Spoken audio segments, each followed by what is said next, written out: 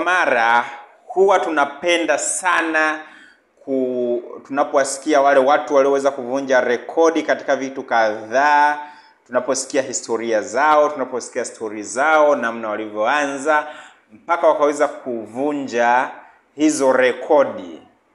Sasa siku ya leo nataka nikwambie na wewe kwamba unaweza kuvunja rekodi. Na somo la leo ni kwamba vunja rekodi zako mwenyewe, weka rekodi na zivunje hizo rekodi. Kivipi? Kwa mfano ulikuwa labda hujawahi kuanza kuweka akiba. Unaweza kuanza kuweka akiba. Tayari utakuwa umevunja rekodi. Na unaweza kuvunja rekodi zaidi kulingana na kiwango cha akiba ambacho umekuwa ukiweka.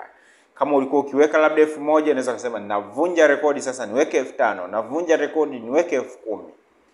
Tunapozungumzia kuvunja rekodi, maana yake ni kufanya kitu ambacho kilikuwa hakijawahi kufanyika hapo awali. Sasa kwako wewe kinawezekana hicho kitu kwa watu wengine wamewahi kufanya, lakini kwako hujawahi kukifanya. Kwa mfano, hujawahi kuweka labda akiba ya kiwango cha shilingi milioni 1. Unaamua sasa kwamba nafanya hicho kitu. Kwako utakuwa umevunja rekodi binafsi.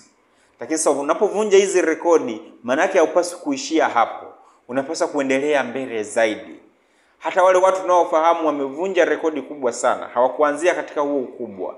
Walianza kwa kuvunja rekodi ndogo ndogo ambazo watu wengine walishazivunja au walishazifanya, au ni vitu vya kawaida, vilikuwa ni vitu vya kawaida kwa wengine, lakini kwao zilikuwa ni kuvunja rekodi.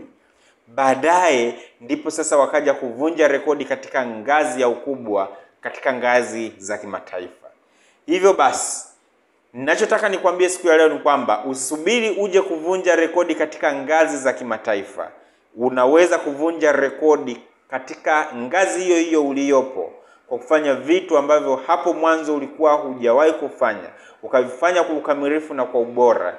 Kisha ukaendelea kuboresha zaidi na zaidi, hatimaye ukaja kuvunja rekodi katika ngazi za kimataifa.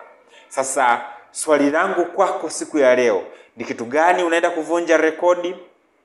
Ni kuweka akiba, ni kuwekeza, ni kufanya mazoezi, ni kuandika, ni kufanya kazi kwa bidii, ni kuhudumia wateja vizuri, ni kupiga simu nyingi kwa wateja na kuwafikia wateja wengi zaidi? Ni kitu gani unaenda kuvunja rekodi? Hebu tushirikishane kwenye eneo la maoni. Mpaka wakati mwingine, mimi naitwa Godius Royongeza.